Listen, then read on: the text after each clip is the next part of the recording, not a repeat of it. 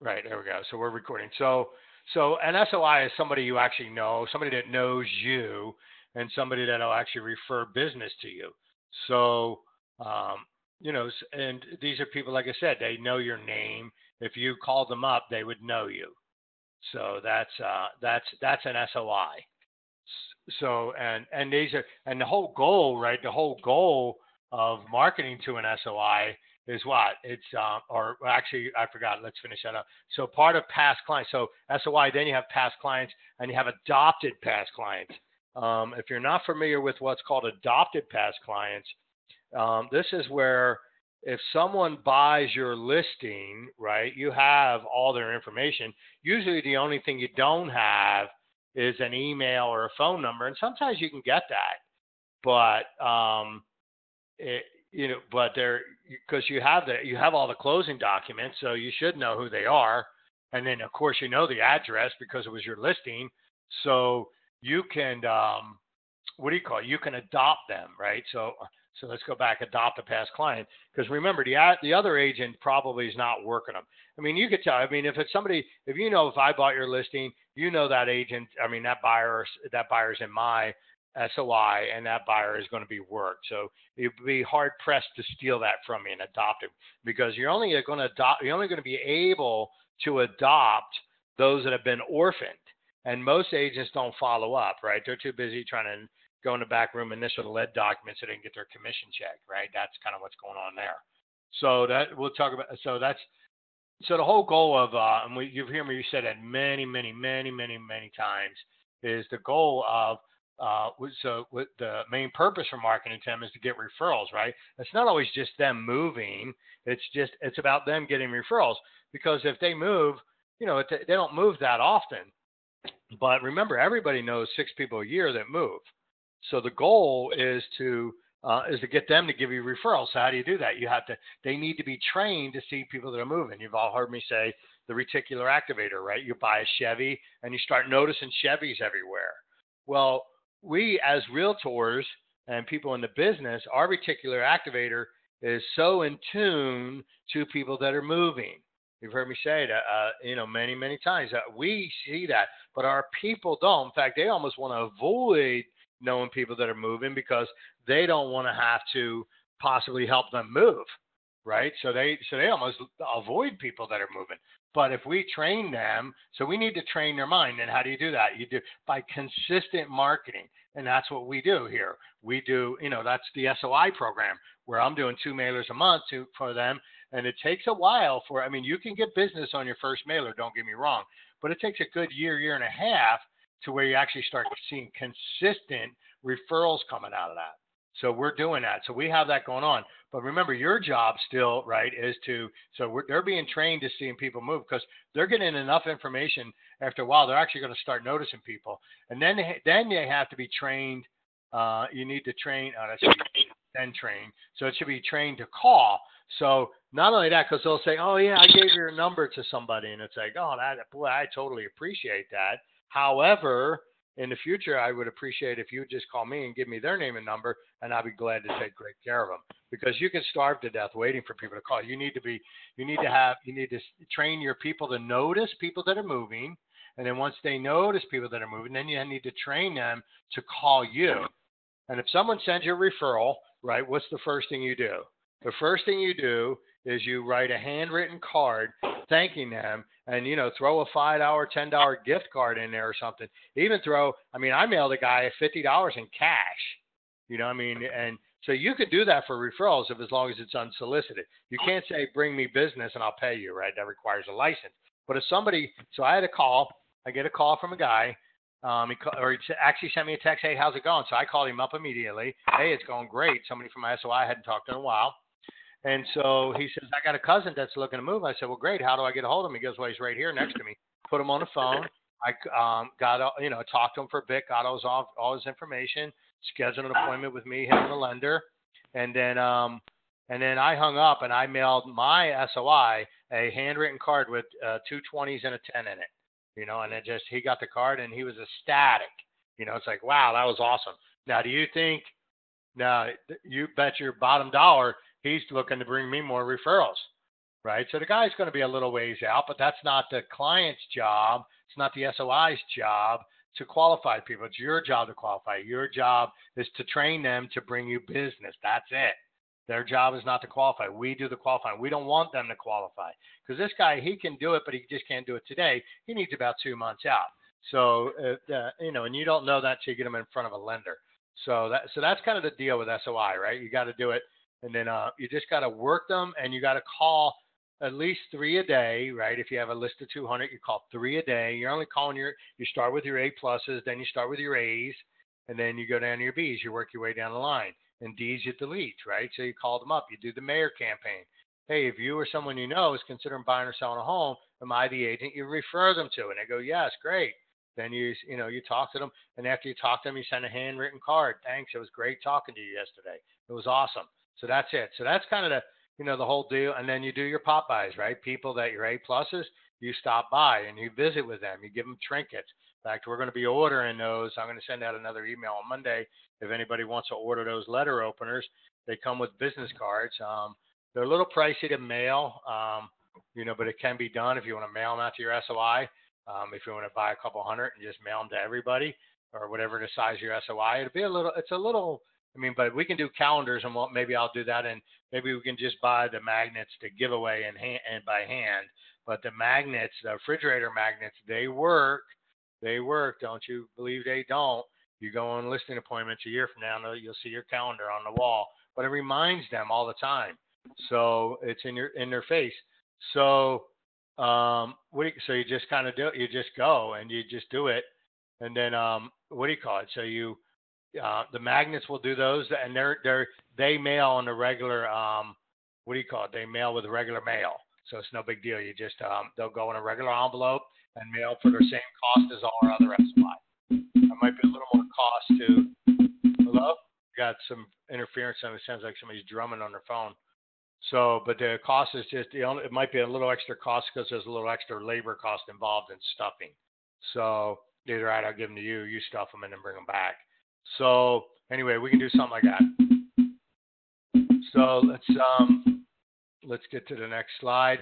So now we're going to jump over to farming and geographic and demographic farming. So farming, if you're not familiar with it, is just geographic farming is just taking a geographic area, right? Let's break that down. How does that work? So the key, and then demographic farming is a group of people, right? They can be senior citizens. They could be, like empty nest types. It could be millennials, or apartment dwellers, right? Renters.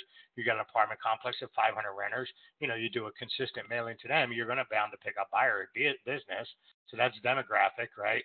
So geographic. Let's talk about that. How do you choose an area, right? People, I'm lazy, so I like to look outside my door and go, well, this looks a great area to me.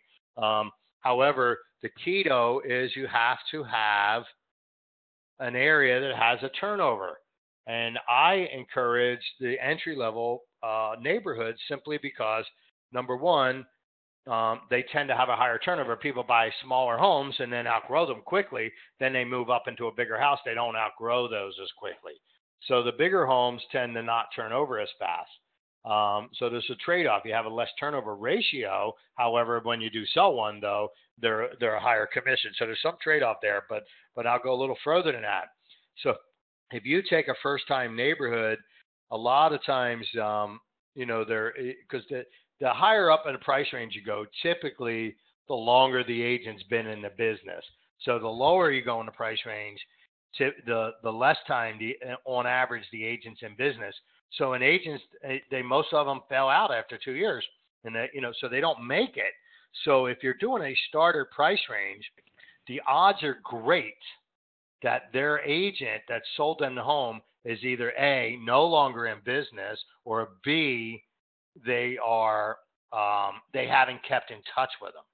So people will list with someone they know, or i.e. someone they think they know, right? So if you're marketing to them on a regular basis, they get to think to know you. They see your mail, they see your, and then you do other things. So the things I like to do, the system that I have developed, and we're going to talk a little bit more about the printing on Tuesday at Tuesday's meeting, is you use direct mail marketing to drive traffic to your website. And then as people are hitting your website, they're being cookied. And then when they're being cookied, so um, you're what do you call it? You're delivering ads to them. You can deliver ads to them on Facebook, and you can deliver them ads on Google Network. So like those of you that have registered for my CE class in the past week, you're seeing my ads, right? I mean, if those you're seeing my ads, you go to YouTube, you see an ad, you read articles on websites, you're seeing my ad. They're not being pushed on Facebook yet, but they will be soon. So, so that's how you do it. So think about that. So if you send a direct mail marketing out, and you can do the same thing in your SOI, right? If you send them to your website, you can cookie them, and they'll start seeing your ads. So the whole idea is, and I'm not as concerned if they click on it. I just want them to see my name all the time. So it's beautiful. Your ads are being displayed all over the place, and they're everywhere. Now think about that in a farm. So you're going to do a direct mail marketing. You're going to drive them to your website. They're going to be cookied. They're going to start seeing your ad on Facebook. They're going to see it all over the internet. Then anybody that, if you collect any of their, so if if they filled in a form, a call to action form, whether they're searching homes or if they're looking for home values, then you can start mailing them follow-up campaign information to even brand them deeper. And then you do yard signs in the neighborhood. So you get those little corrugated signs with the H frames, and you plaster them all over the entrances of the subdivision. So as they go in and out, you do them on a Friday afternoon, and then you pick them up Monday morning or Sunday afternoon, because you can leave them up all weekend in the government, because the city workers, they stop working at noon. So whether they get paid till 4 or not, they don't work past noon. So you put them up around 3 o'clock on a Friday. They're going to stay up, and then you go back, and most of them will be up. And always knock on the corner door and ask the guy, hey, look, you know what? I'm working in the neighborhood. I just wanted to put a sign up over the weekend. Do you have a problem with that? If they say no, then don't do it. But if they say, yeah, that's fine. And then you instantly mail them a thank you card with a little $5 or $10 gift card in there. So things like that. And you can just do Visa cards with $10. That way they can spend it anywhere they want, or you can just do specific stores, your targets and things like that. So you knock on those doors. That gives you opportunity to get face to face with people in the community. Say, hey, I've been doing some mailers. Have you seen my mailers? Yeah, blah, blah, blah, right? You talk to them. So you do that on all the corners, and then you keep contacting with them. These are people now you're meeting face to face. So in a farm, you need to be doing all that. You need to be contacting people. You need to be sending them direct mail marketing. You need to make sure that they're being cookied. Anybody hits your website, they're going to see your ads all over the internet. And then, and if they hit your website, then they're going to get. I mean, if they give you information, they're getting more postcards, letters, handwritten cards, and then things like that. So, and then they see signs all over the neighborhood. So, if they're considering moving, you certainly have what do you call it? You're going to have the what do you call it? You're going to be the front runner for the business. I mean, that's it. It's just that simple. It's not hard to do. You just got to do it. And then there's other things I recommend you do, and that is to do some benevolence inside these farm areas. You do benevolence. You do at least 2 a year. You do a coat drive and a food drive. So in the springtime, I think right now is actually a big time for food drives, because they get kind of filled up around November with the holidays and Thanksgiving. The food banks get kind of full. But you can also you can send out a mailer. And the way you do it with the benevolence is you send out a mailer saying you're going to be coming by picking up food, and then you go find a local Boy Scout troop, contact the scout leader, and just say, hey, look, if you guys are looking to earn merit badges, I have a program. You can help pick up the food. And then what you do is you get 2 sets of car magnets. You have one on your car, and then you have a pickup truck. You can borrow a pickup truck or something like that if you can, whatever. And then you have the magnets on both the car and the truck as you're driving through the neighborhood. And these should all match, right? The signs you plaster all over the neighborhood, the postcards, your marketing that they see online, that it should all kind of match if they recognize the color scheme or whatever. And then, so as these people do it, then they know you're just more than just a huckster looking for business. You're in there actually working and helping the community. People dig that stuff. I mean, and I do too. I mean, I enjoy helping. I mean, I've actually made it my career now where I just help you guys with your business. That is what I do. I mean, I love helping people so much that I finally, now that I do it for a living, I'm never at work. I never go to work. I don't get burned out of this stuff. I don't. I just love this stuff. So, but you do that twice a year. So you can, so now you're making contact with the, what do you call it? You're making contact with, so now you're connecting with the scout troop. You got the parents of the scouts are aware of what's going on. And then you just have all kinds of connections that are happening inside of that where there's just so many things going on. And then so you do that twice a year. I recommend you do the food in the spring, and then obviously you got to do the coats around now. Now would be the time to start, a coat drive, right? To at least do the mailer, and then you can work with pies. I mean, you can do pies. I mean, you got to be careful. That can get a little pricey, but it would still work if you did a pie thing in the neighborhood. Maybe you can go find them, not so much Marie Calendar. Maybe go find something that's a little less expensive, and maybe buy 100 pies that way or something like that if you did a farm. But the whole idea is after that. So that's what you do when you choose an area. So back to the choosing when you have a farm. So back to the choosing, you want to look for a ratio of a 6% turnover ratio, and that's at least. I mean, if you get higher, great. But if you take 1,000-unit farm at 6% turnover, that means you have 60 homes a year are selling in that community. Your goal as an agent to control the business of that community is to control that area, is to control 20%. So if you control 20% of the sales, that's 12 listings. Okay? So that means if you sell 12 listings, you'll take 15. You'll take 15 listings. 3 won't sell for whatever reason.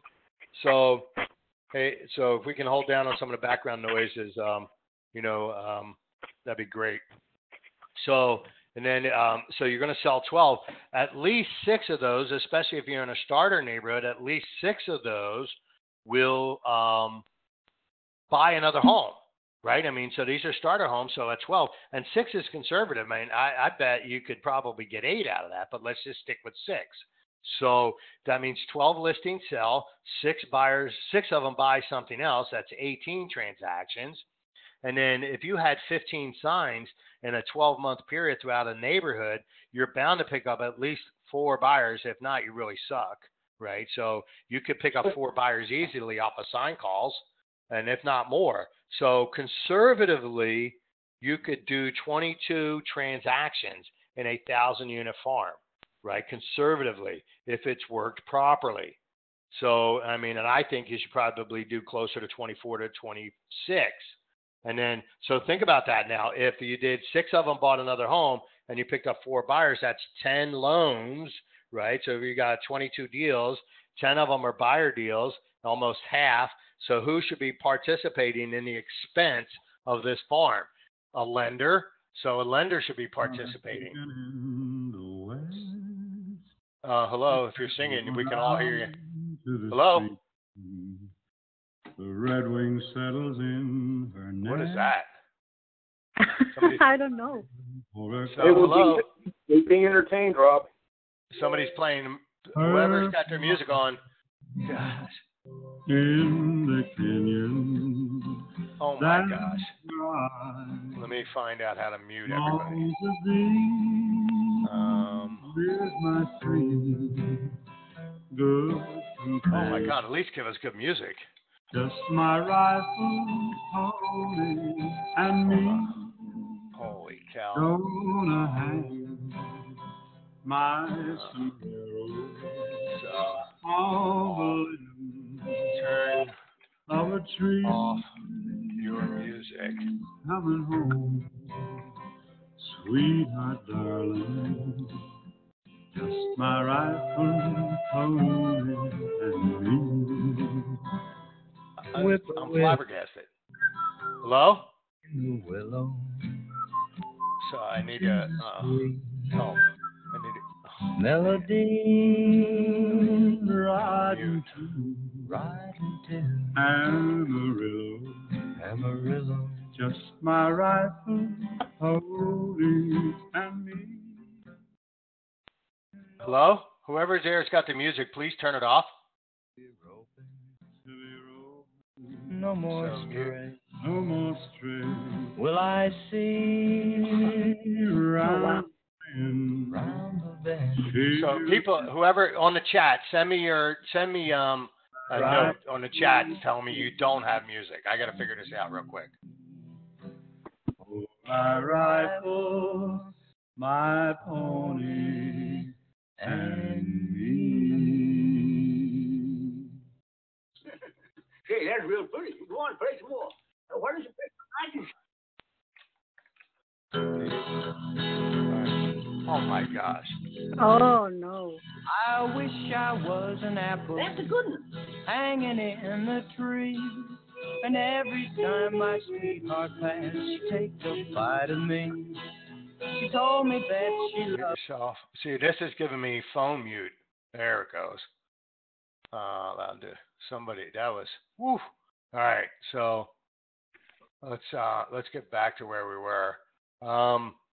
Okay, so to choose a farm, so you want to choose something with at least a 6% turnover ratio, so that you could, so you get the volume. So if you could pick out 22 transactions, and your cost should be cut in half, because you should be able to get a lender to participate in that with you. So, and then you could brand them both. So anyway, so that's how you work a farm. You got to really saturate them and then keep moving through it. So let's move over to the next one. So anyway, so now we're gonna so that was geographic, right? So how do you choose? So we talked how to choose that. Now we're going to do demographic, right? So and then budget. We can talk about those in greater detail on the future calls. So, but now we talk about demographics real quick. Professions, right? So estate attorneys, estate planners, divorce attorneys would be a demographic farm. Non-owner occupieds would be a demographic farm. Then you even have non-owner occupied. You can take a little step further into absentee owners, right? Absentee owners mean they own property here in Utah, but live out of state. Those are more absentee versus non-owner occupied. I mean, sometimes people own the property next door to them, so they would be considered non-owner occupied. But absentees, if you think about it, they own property here and they live out of state. They fall into one of three categories. They either they had to leave somewhere and wound up stuck with the house. Maybe didn't have it long enough when they left. They didn't have enough equity to sell it and things like that. So whatever. So or they're investors. They own rent multiple properties, or they have a second home here. But either way, if they're absentee, these are people you definitely want to be having a conversation with all three of those people, right? So absentee owners, absentees are good. So divorce attorneys, everything. Remember, everything evolves around a website. So you need to be able to drive people to a website so that you can, again, so two things it does. It cookies them, and then you can start displaying ads to them. And that's the best way to do it. People would rather read about what you got first prior to calling. People don't always just want to, oh, yeah, I'm going to pick up the phone and call this guy. No, people don't. Gosh, you can't. People don't hardly use the phone anymore. We do. We're in sales. However, the consuming public would rather go online and read. So let's say if you were working out-of-state owners, you would want a website that was specifically geared and talk to out-of-state owners. If if you own property in Utah and live in another state, this is the resource for you. So, and then you just have information about things, and you can put up statistical information that they can see, home value page, right? We can create a home value page just for that website. You can hook up your IDX solution to them, so where they can actually go and search homes. So things like that. It's just, what do you call it? Just all kinds of crazy things you can do. And then again, you can start plastering your ads around to them. And you could set different ad campaigns based on the page that they liked or whatever. I mean, it's pretty wild what you can do with that kind of stuff. So then they hit your website and they're seeing your ads on Facebook. So if they're ever considering selling, you got them. So that's absentee. So attorneys the same way. I have a website called Utah Pro to Pro. Let me see if I can pull that up real quick. I never really, when I had it built, the market started to crash, and money just, money got tight, and things, and that's just the way it was. So here it is. So if you look at the screen, I have Utah Pro to Pro, professionals serving professionals, and lo and behold, it looks like all my other black and white websites, right? So, but they can, you got a link, search the MLS, which is just my IDX site, market snapshot. That actually just takes them. I need to change the name of that and do home values. What's my home worth link or something like that, and that basically just takes them to my More Utah Listings home value page, and that's all that does. Then you have credit help. So remember, these are professionals, so you can help them with a lot of things. So then you got services, mortgage, referrals, 1031 exchange, property profile, title report.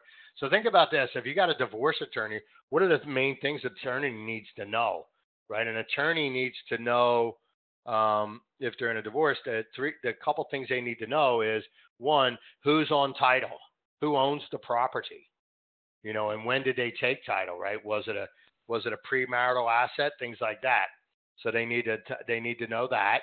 The next thing they need to know is, how much is the house worth, right? You can do a quick CMA for them and give them a range, and then the next thing they need to know approximately how much they owe. So then what you do is as you search the title report, then you find out how much was recorded, and they say, well, if they recorded, $250,000 in 2004, you just open up a spreadsheet, amortization calculator, you put in the amount they recorded, the date they recorded it, and run the amortization down and look at today's date. And as long as they're current on their payments and didn't make extra payments, they owe at least this much. So you have a rough idea of what they owe. So this is great information for attorneys. If you can provide these pieces of information for free, then you can start working with these divorce attorneys. And you could just start driving. I mean, you get a list of 200 divorce attorneys, drive them to a website like something like this, and next thing you know, your goal is, you're not going to get them all. If you got 2% to hit your site, that'd be how many? 200, right? 200 times 2, that'd be four attorneys, right? 4 attorneys that could possibly give you 2-3 deals a year, right? So I mean, just those little 200-piece mailers can, next thing you know, turn into 12 transactions a year. So I mean, you got the same thing with estate planners and things like that. So you have all kinds of possibilities. So with a demographic type of thing. So you can go after empty nesters. You could go after golf course homes, right? So you can run websites that just specialize in golf course homes. Then you have a website that's got a listing of every golf course in in the major 4 or 5 major counties we serve, and then every golf course there. And then with Pro Agent, believe it or not, they actually have a checkbox you can search if the listing agent entered in a check golf course property in the MLS. Then you can just simply, by clicking a button, generate a page of all the golf course homes. So you could create a page for each golf course, and then you can actually build a link that shows you all the homes around that golf course. So if you're an avid golfer, I mean, you should be all over that, right? Golf course homes. I mean, hello. I mean, there's, well, I mean, I don't know. Utah golf has golf courses in Glendale and stuff. It's the only place I've ever seen where the lower desirable homes actually have golf course communities. I mean, it's just crazy. Other parts of the country, if it's golf course, it's all country club stuff. But I mean, we have those too. But anyway, those are just some examples of things you can do with demographic types. So interesting noise. I don't know if it's somebody fidgety or not. So, and apartment complex mailers, which are similar to geographic farms, but it's a different audience, right? You're going after renters. If you took a 500 unit and, or maybe 3 or 4 complexes that totaled up to 1,000 units, and again, who should be paying for half of that? Should be a lender. And that can become very inexpensive. They don't need to be fancy schmancy cards, where you can just have a simple card with a picture of a house and say, you could own this home for blank dollars a month. and to be realistic, find a price, so if you got an apartment complex that's got $1,300 a month rent, then what you want to do is go find a house that what does $1,500 a month give you for principal, interest, taxes, insurance, and some MI, with 5% down. So you just figure that out with your lender, and then go find a house, and then you just go get a similar picture. I mean, go find a community, hire a photographer, whatever. Doesn't matter. Go to one of those 123rf.com or something like that. Buy a picture of a house for $1 or $2. Put a nice, good image on there. You can live here for $1,485 a month. They're paying $1,300, and then they're going, wow, I can live there for a little more than I'm paying in rent. Things like that, and you drive them to a website, and then you collect their information, and then you hold maybe first-time home buyer webinars. Do them 30, 40 minutes. You can do live seminars, first-time home buyer seminars, and local libraries. I mean, so you can make businesses out of all of these. That's the key. You can make businesses out of all of these. So that's what a demographic farm is like. It's a group of people. Seniors, you can do another one. How about one level living, right? Where you can you can take one level living. One of the things you can do about one level living is you can take 3-bedroom ramblers. I mean, it is easy to take one of the 3 bedrooms on the main floor and put laundry in it, right? If it's backed up to the bathroom, bang, you're done. Because all you need is the drain. The drain is the hardest part, but if you already got a toilet and a tub and a sink back there, you just need to have the washer tap into the drain. So on the other side of the room, water's easy because water's pressurized, it flows, but you can build out a nice, so you can have like a plan that says, hey, look, with this type of house, we can put you in a laundry, for, $800 or whatever, maybe $1,000. And then boom, this house is now, instead of a 3-bedroom, 2-bath on the main floor, it's a 2-bedroom, 2-bath with a main floor laundry. So things like that, and just kind of specialize in that, nice ramblers with not so big a yard, and just kind of figure it out and just and it doesn't have to, you can just build web pages that are to that demographic. And then you can go in the county records. I can generate reports for you. So people that have like larger 2-story homes, but they've owned them for 20 years, right? 25 years. We can actually do that. So, maybe, let's see, 25 goes back to when? 1990, would that be? Yeah, so 1991. Yeah, we should be able to get those reports that they've owned them that long. So you can literally generate reports of 2-story homes that have owned them 25 years. So then you could start driving them to the oneleveliving.com, whatever you want to call it, right? And then just drive them there. I mean, it's up to you. Whatever your imagination is, you can do whatever you want. So that's it on demographic farming. So let's get to the next page. The next page is FSBOs and expireds, right? You've heard me say it before. If by show of hands, if you're driving, be careful. Just do one hand. But if you got face to face with 20 sellers a month, would your business improve? It ought to. I hope so. If not, please send me a 500-word essay explaining why it wouldn't. So, but if you got face to face with 500 sellers 20 sellers a month, then you're going to do business. You're going to pick up 1 or 2 listings. You should, but it takes massive follow-up, right? And how do you get face to face with 20 sellers a month? You go to we have Aubrey & Associates has the account for Land Voice. You log in.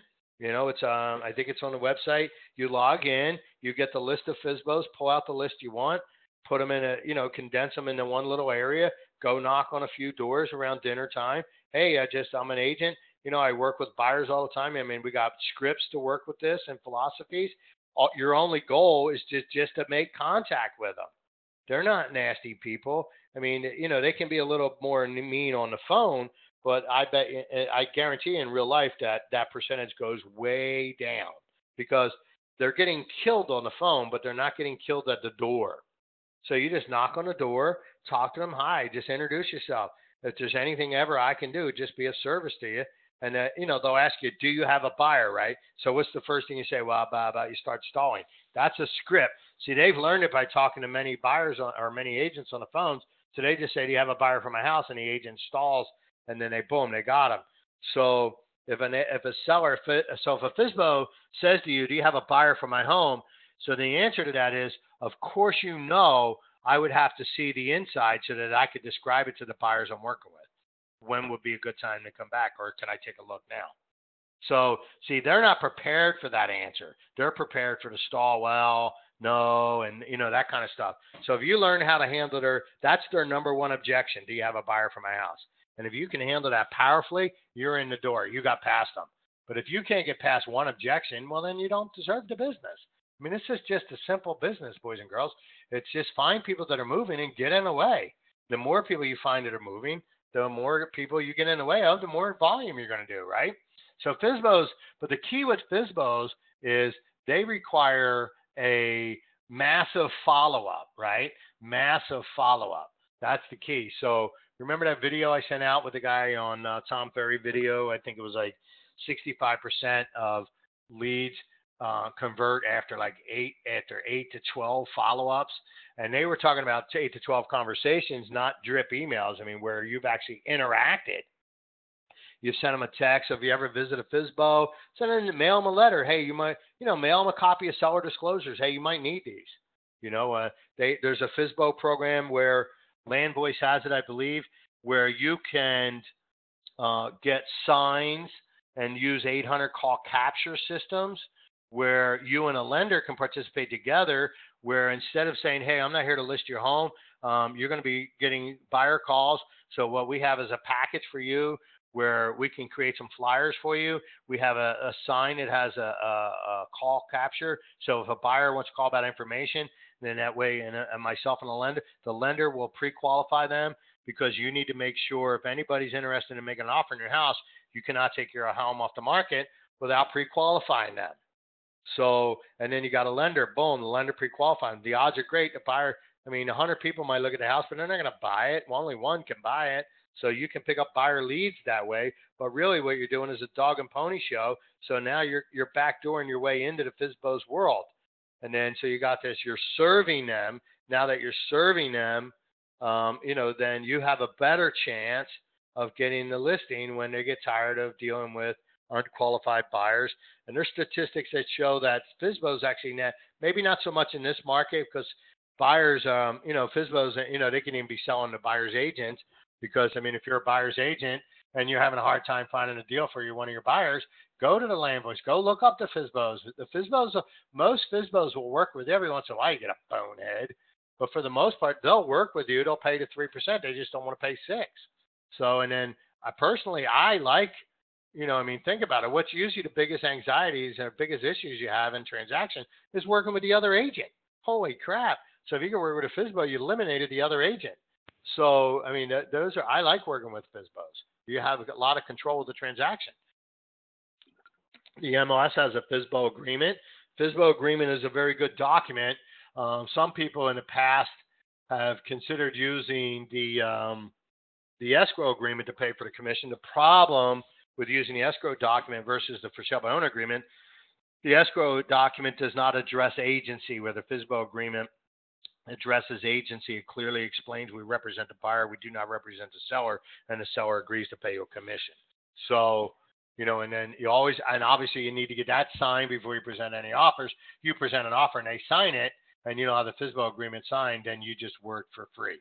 So, so make sure you do it. Expireds are the same way. We're not getting it. There aren't as many expireds, but I promise you they're going to be coming soon. As, inventory, the new construction's kind of getting, went gangbusters, and it kind of absorbing some of the buyer inventory, if you will. The upper prices are starting to slow down. They're going to start piling up. And as they start piling up and they start putting pressure down, downward pressure on pricing, the 500 above is already feeling it. They're going to start creeping into the 300 to 500 range. And then as soon as the 300 to 500 range gets a little heavy on the inventory, then then it'll put pressure.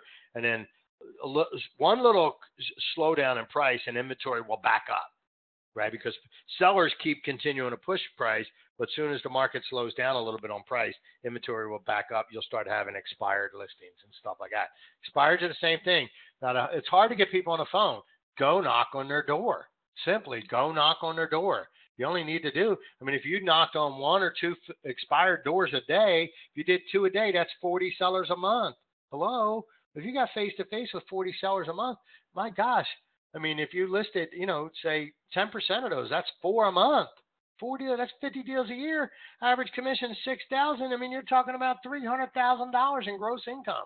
That's one heck of a job. You just got to do it. So they're not hard, but it's all about follow-up. Same thing. And if you can't get them in front of them, you start doing direct mail, drive them to the website, right? You can say, hey, go here, because a lot of our forms like the RepC and things like that, those are actually on the division's website that do not have the realtor logo on it. So if you can actually use those, so you can create a website for FSBOs and expireds, and then where you can actually give them, so you can drive, so you can send a website, hey, if you want to watch a video on, selling, some tips on selling your home for sale by owner, and including some forms you might need, drive them to the website. They start getting cookied. Next thing you know, they're seeing your ad on Facebook.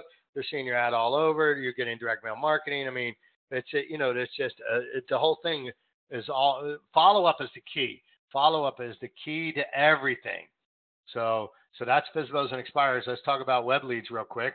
So web leads are what to do. We know that. So web leads, right? Web leads, types of sites. You have to have an IDX solution, period. No ifs, ands, or buts about it. You must have an IDX solution if you think you're going to get an internet lead. Nobody's going to go to your site and go, geez, you know what? I think that agent and their dog are just the greatest people in the history of real estate. I'm going to call them up. No, they don't give two craps about you yet. Okay. When the consumers are on the web, they're looking for houses for sale. And the second most important thing they're looking for is home values. The third thing they want is area information. The area information is really good for people that are relocating. So if you're just focusing on local buyers and sellers, then your standard IDX site, like a pro agent site, comes with a built-in IDX that is as superior as any of them out there, but it also comes with a good lead manager. It also comes with a home value page that we can actually create those. You can just take a generic domain, forward it to it, but we can take their widget and we can create you very specific home value sites, like say geographic home value sites. We have Liberty Park Home Values as one, Ochre Shadows or whatever it's called, ochrehomevalues.com. So these are geographic specific sites. They land there. It's a picture that they recognize. They recognize the landmarks. They're like, wow, they're more apt to give you their information. So those are the types of sites you need. The two most important things is IDX and home values. And then how do you do it? So you got to drive traffic to it. You can either pay Google. Google can get a little pricey, right? You can get a little pricey, but if you add that back to, like, say, geographic farming, direct mail marketing is not that expensive, right? So it's not. But if you have a website, just your SOI, so you can take all your SOI emails and cell phone numbers, and you can create custom audiences in Facebook. You can upload a list of email addresses. You can upload a list of phone numbers, and then create an audience and for your SOI, and you can just run ads to that audience. So right there, boom, you got ads to all your SOI on Facebook just by doing that. Then anybody hitting your website, same thing. You drive them to your website with direct mail marketing, whether it be SOI, other than that. So direct mail marketing, are there pure web leads? Yeah, you're going to pay Google or somebody else, or you can run Facebook ads. So if you got, you can run first-time home buyer information and then target to people that just got engaged, right? So those are engaged people who are recently married, empty nest people that are, say 55 and older. You can start advertising maybe some 55 and older communities that are small lots, gated. They got a 0.1 acre lot. They got a 1,500 square foot, 2-bedroom rambler with a basement, main floor laundry, things like that. You can start, running ads to people like that. So, but you can run them on Facebook, and you can do. I'm becoming more and more of a fan of figuring out, because see, with Google, you're only really able to hit people that are searching for your parameters for new business, new leads. But on Facebook, you can actually, because everybody fills out their profile, right? How old they are, where they live, what kind of music they like, and what kind of shows they watch. So, I mean, you can drill down on Facebook. right? You can really drill down on Facebook. So, and then even things that they're interested in. So you can find things that have interest, like, different types of, you can tell by TV shows almost their age and demographic. So things like that. So, God, that's annoying, that noise. So anyway, so those are the main things right there. And of course, as Aubrey and Associates agents, we get a pro agent, a full pro agent version for $39.95 a month, and then I will create for you unlimited home value sites that are custom, specific to communities or demographics or geographics, whatever. It doesn't matter. So those are the types of sites. But also the other thing is social media. Social media is, like I said, I'm more interested in a Facebook type of driving traffic than I am for the Google searching, because Google searching, the problem with that is you're going to get people. You can't. You can't. Don't get me wrong, it works, but I just see that there's a greater value, in my opinion, to the Facebook type of marketing, because you can specifically target the people you want. Where in a Google ad search, people are typing in searching, then you really can't eliminate people out. Where if you want to focus, because if you focus on a niche like say 55 and older, things like that, and people that just got engaged, first time home buyers, that type of stuff. It's easier to get leads that way, because people see that and they're more interested in wearing just your general search. You'd have to have all these other searches. But don't get me wrong, search works, but I just think you have a better filtering process when you do the social media type of marketing. So, and then again, they get cookied, they see your ads everywhere, first time specialist, empty nester specialist, whatever, right? So they see all that kind of information. So traffic, you do direct mail marketing, organic, pay-per-click, and then budgets we'll talk about. So that's the overview of, and that's the other thing. If you're going to work web leads, right, that's the key right there. Speed wins.